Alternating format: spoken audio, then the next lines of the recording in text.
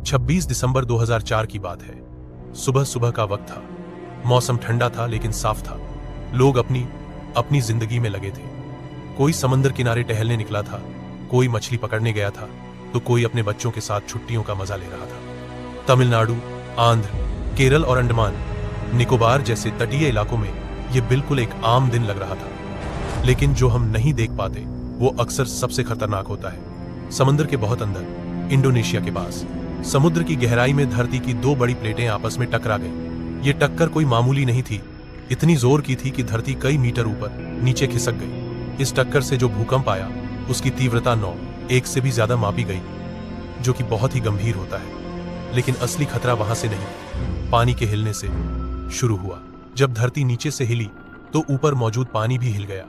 ये सिर्फ हिलना नहीं था, ऐसा था जैसे समंदर खुद गुस्से में आ गया। एक झटके में समंदर का बड़ा हिस्सा ऊपर उठा और फिर फैलने लगा। यह था सुनामी का जन्म। अब सुनामी को ऐसे समझो जैसे समंदर अपने भीतर की सारी ताकत एक दिशा में छोड़ता है। लहरें बनती हैं, लेकिन ये लहरें 2,04 फुट की नहीं होती हैं, 20 से 30 फुट तक ऊंची हो सकती हैं और इतनी तेज होती हैं कि रफ्तार किसी हवाई जहाज जैसी होती है। उस वक्त ये लहरें हिंद महासागर के कई दिशाओं में फैल गईं और इनमें से एक सीधी लाइन में भारत के किनारों की तरफ बढ़ रही थी। लोगों को पहले तो कुछ समझ ही नहीं आया। अचानक समंदर का पानी पीछे खींचने लगा।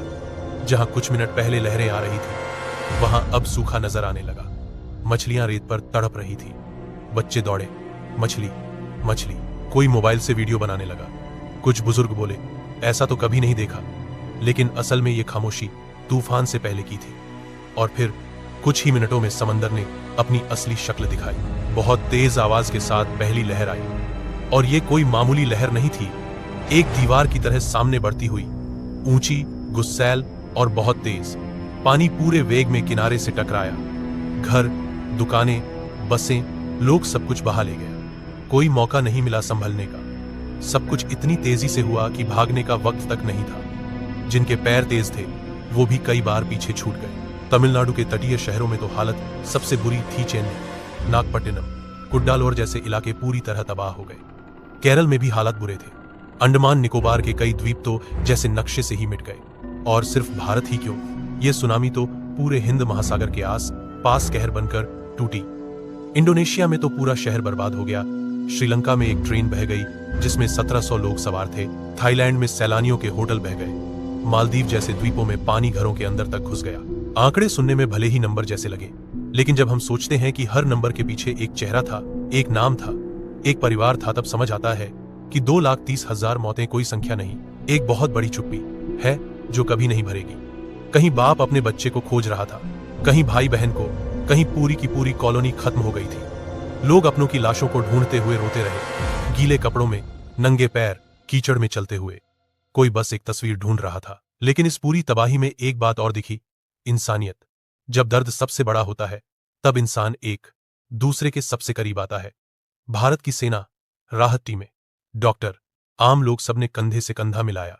किसी ने खाना बांटा, किसी ने कंबल, किसी ने बच्चों को गोद में लिया और कहा, अब मैं हूं तुम्हारे साथ। दुनिया भर से मदद आई। अमेरिका, जापान, यूरोप से राहत सामग्री भेजी गई। स्कूल फिर से बनाए गए। लोग फिर से बसने लगे। हां, जिनका सब कुछ चला गया था उनके लिए सब कुछ फिर से बनाना आसान नहीं था, लेकिन उन्होंने हिम्मत नहीं हारी। ये सुनामी सिर्फ पानी की लहर नहीं थी, ये एक चेतावनी थी। इसने बताया कि समंदर जितना शांत दिखता है उतना ही तेज भी हो सकता है। ये सिखाया कि प्राकृतिक आपदा को हल्के में नहीं लेना चाहिए।